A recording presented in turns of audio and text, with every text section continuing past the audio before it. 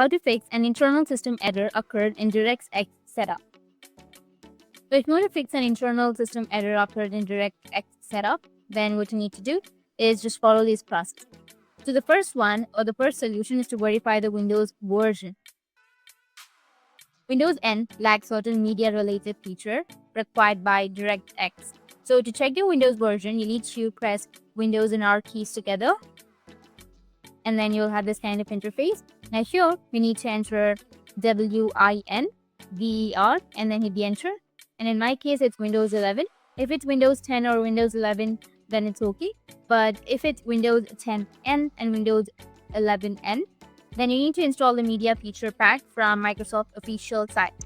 To download this, so there's a link in the description below. You need to just click on the link, which will take you to the Microsoft page, which is right here. And from here, you need to install the DirectX End User Runtime Web Installer. You need to click on download, which is right here.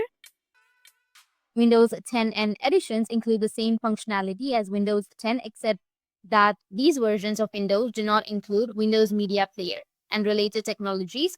End user customers can enable the media functionality to work properly by installing the media feature pack.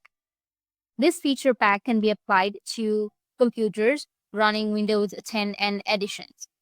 Select your version of Windows from the drop-down list below, which is right here, or just simply go with download and proceed after downloading or after installing the media feature pack for your specific operating system.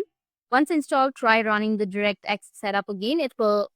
That's how you can fix an internal system error occurred in your DirectX setup. And if you have any questions, feel free to comment below. Thanks for watching.